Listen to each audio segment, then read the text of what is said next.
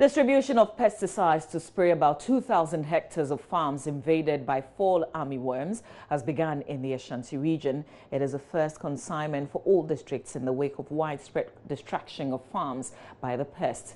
Prince Apia has the rest of the details. Fall armyworm invasion has been reported in about 10 countries in Africa, including Ghana, for over 10 months now. Though the fall armyworm season is expected to be over next month, long-term measures are required in affected countries. Almost 330,000 hectares of staple crops, especially maize, are under attack as the Ministry of Food and Agriculture takes steps to deal with it.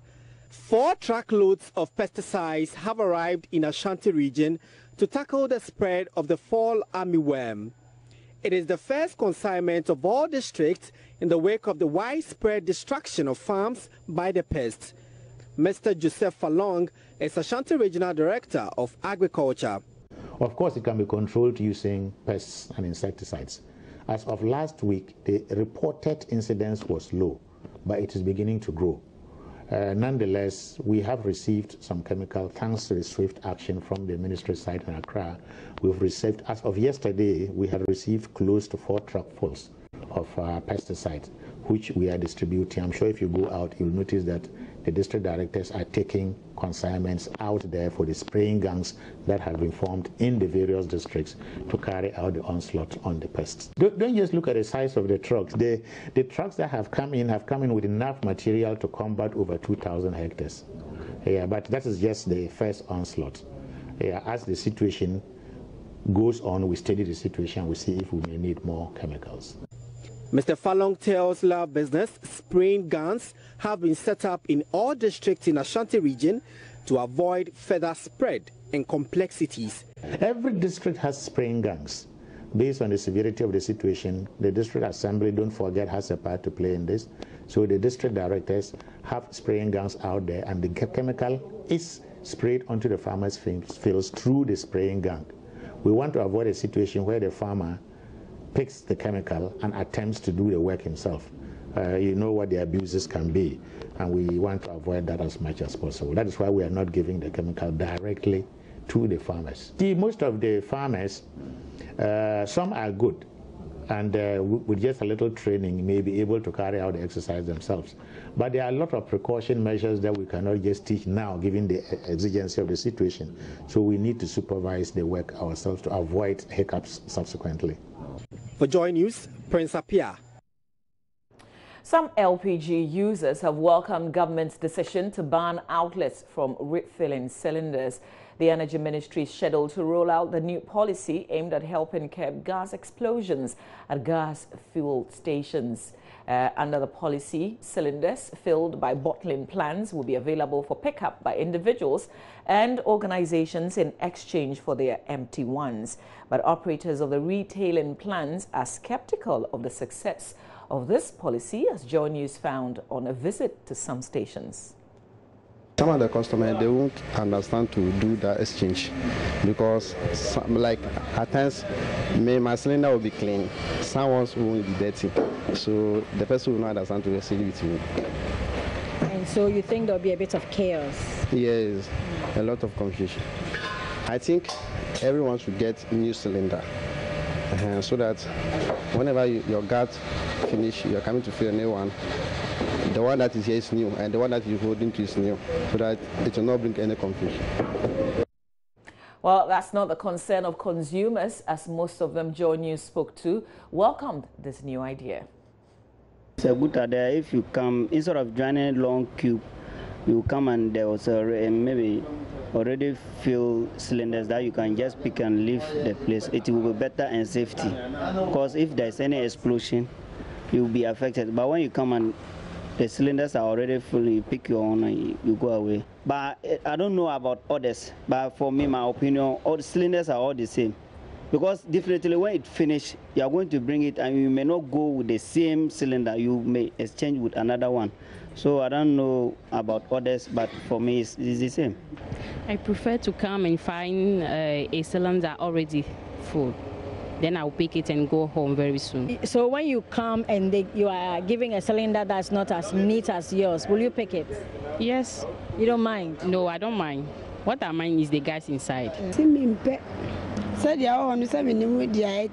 I prefer to have my own cylinder anytime I come to buy gas because I do not know the condition of the one already filled. If the policy is implemented, I will stop using gas and revert to cobalt usage.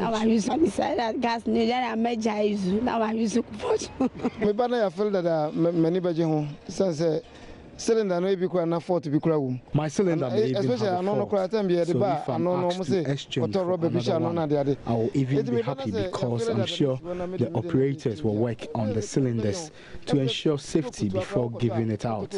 So I will be very happy if this new policy is implemented. This me banner say Felix what than the mamma. If no better than media banner. Meanwhile, the Ghana National Fire Service is backing the proposal to ban refilling of gas cylinders at LPG outlets. National PRO of the service, Prince Billy Anaglate, said investigations by the fire service after explosions have shown strong leakages between handling of gas cylinders at LPG outlets and causes of explosions. Even the one that happened at Dansuman, it was even at the time of refilling of the tanks, the LPG tanks or the cylinders, that when those attendants were not properly having the facilities with their checklists to know what to do during the filling, that it happens. There have been few other situations that are related to the cylinders, the refilling of the cylinders. What the situation is that with the gas cylinders, every time that a cylinder is pressurized and the pressure in the cylinder, if you fail to give a vacuum at the top, there are times that people get in there, they ask that they should fill it to the brim. Those are some of the dangers that result to explosion, because if you fill the gas cylinder to the brim and there is any shock to it, when the cylinder falls, the moment it falls, there's going to be an expansion on the cylinder, because if you don't have that vacuum where it could take control of the expansion, that is how the cylinder itself will get ruptured, because there is no space where it can expand to that level. That has resulted to some of the explosions that we have experienced. The more the cylinder is subjected to heating system, the liquid, when the gas is in the cylinder, it is in the liquid form. Then it begins to boil. The moment it begins to boil, it produces vapor. Then the vapor begins to expand. So it will expand to a certain level. If the heating process continues, the only thing you have is for it to explode. Where you fix the regulator, there is a rubber wash around that. So if you put the gas cylinder lying parallel, that is why every gas cylinder is supposed to be upright.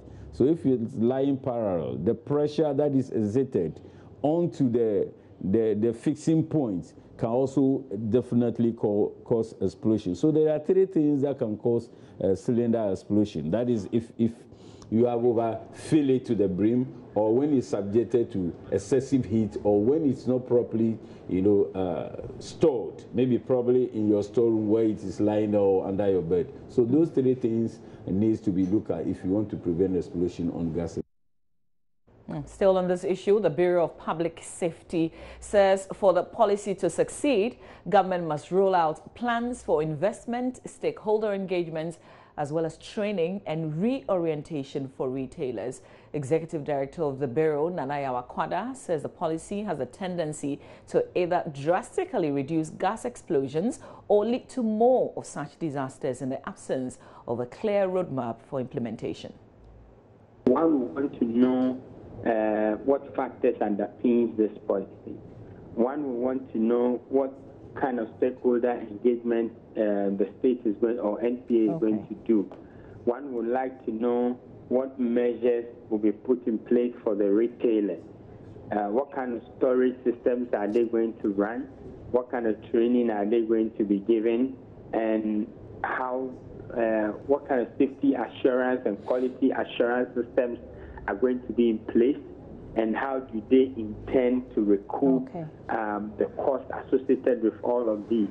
I'm assuming that all things being equal, if the government or the state is going to put in place a very solid safety assurance and a quality assurance team, if the government is going to ensure that at the retail level, appropriate structures are put in place in relation to both facilities and manpower, then we'll be sure that this is certainly a good policy. If it fails, if how the state has conducted itself with regulatory agencies, if that culture is translated into this system, then we are likely to see an escalation of, the incidence of gas explosions and so on, because then the people are going to begin to cry that we are waiting for government to bring this before we do that. It hasn't come, and so we are doing it anyhow. We are waiting for government to put in place this. If the government has not done it, and so we are finding our own ways to do it. But we are talking about gas. So I come to your place to pick a cylinder with assurance that this cylinder is either the same as mine or even much better than mine. And so those are the things that we want to see as an organization in order to give, a corporate okay. Elsewhere, the Kumasi Circuit Court 2, presided over by Patricia Amponsa, has freed the 8 Delta Force members accused of storming the KMA court last month to forcibly free some 13 of their colleagues on trial. They were charged for rescuing persons in lawful custody, resisting arrest, and disturbing court session. Here's Love FM's Kwesi Deborah reporting that the 8 were discharged because there wasn't enough evidence to pin the crime on them. The accused persons who looked pensive in the dock are Abbas Caesar, Ebenezer Opoku, Samuel Yabua, and Kofi Fosu. The rest are Christian Anoche, Kwame Frimpong, Eric Kusi, and Abdul Suleiman Ododu. Prosecutor ACP Ochedako, however, told the court the police did not have enough evidence to support the charges leveled against the accused persons, and that the Attorney General's office had advised the charges against the 8 be withdrawn. Defense counsel Kankam Buadu said the decision vindicates the argument from the onset that their clients were not part of those who caused the disturbances at the KMA court. He describes the action against the 8 as face-saving exercise by the prosecutor and the entire police service. We're interested in seeing that our clients are not punished for offenses they didn't commit. We maintained right from the onset that they had not committed any offense. And so we were patient and waited for the prosecution to, if there are any proofs or evidence, and they have concluded that there's no evidence. So it's more of a victory for the rule of law and the justice delivery system, and not necessarily a victory for us. Chairman of Delta Force, Salu Musa, says he is happy government has allowed the rule of law to take its course. He announced their membership has almost doubled since the incident. Say we a Jumama party, na party na bapawa, na wo form. The party in power should be able to punish foot soldiers who flout the law, so others will know that the party works with the rule of law.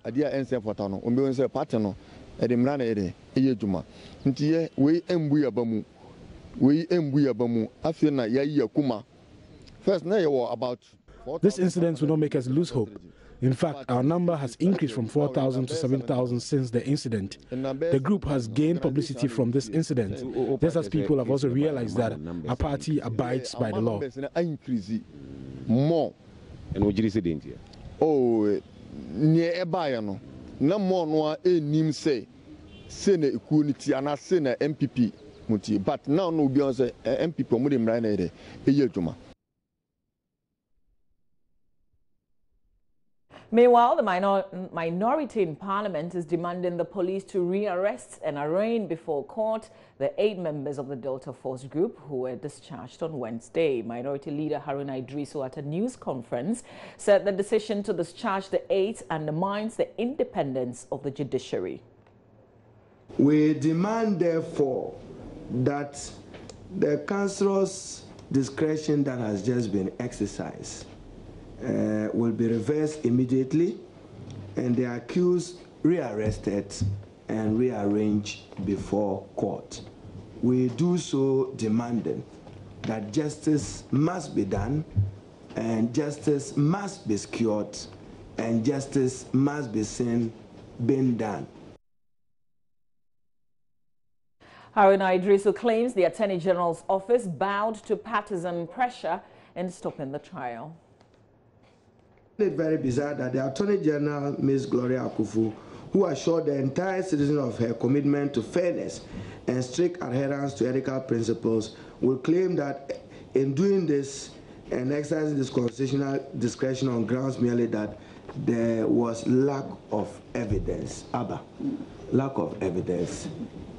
Even on Facebook, even on Twitter, and those of you who do social media, some evidence is available, and some evidence can be made available, and some evidence can be found. So we are encouraging them to gather good enough evidence. On the face of this action, the Ghanaian public was taken by some surprise. There was outright national condemnation of it, and therefore to say that they are proceeding on nale prosequa in want of evidence can only be begging the issue and satisfying partisan considerations. Also, Member of Parliament's Legal Affairs Committee, Roxanne Dafiamako, says this case is different from the Muntie 3 episode that happened last year. Properly arraigned before court, the matter was determined by a court of law. Sentence was pronounced. First, there was a conviction. They were convicted on their own pleas, and they were adequately sentenced. So, so once you are sentenced, it is finished. No, but before that, we heard from you, the members on the minority side and the NDC, insisting that what they did wasn't that grievous and they should probably be allowed to go. No, I don't think you heard that. All that the minority said that what they did was wrong, but the court should exercise restraint in sentencing. So they could have been maybe cautioned, it could have been bonded. The argument at the time hinged on the nature of the sentence to impose, but not that the court should not take a decision at all. No.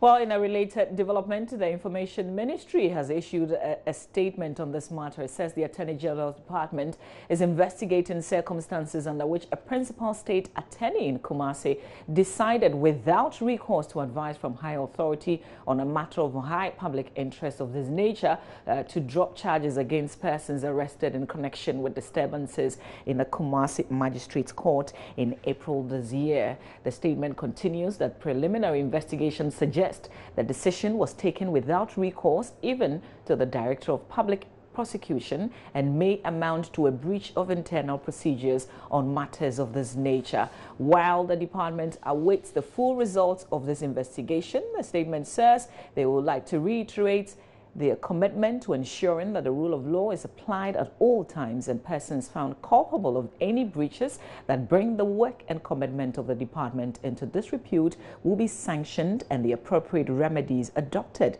in the interest of the Republic. And this statement was signed by the Information Minister and distributed yesterday. Well, join our big conversation on AM Talk this morning. We've got 2 lawyers to help us understand a lot more of these issues. Mr. Victor Kojoga Adawudu is a private legal practitioner. Also, Andrew Ejapa Mersa is a lawyer and Member of Parliament for Second Day. It will be a good conversation, especially if you haven't been following much on this. We'll try and measure what has happened, particularly with what happened in the Muntie 3 incident, and see the conclusion that we arrive at. It will be good. Please join us. Well, that's it for the AM News. Of course, we do have a lot more news when you log on to our website, myjoyonline.com. We'll visit the page pretty shortly as well, together with a look at the newspapers. This is the AM Show. Please do stay.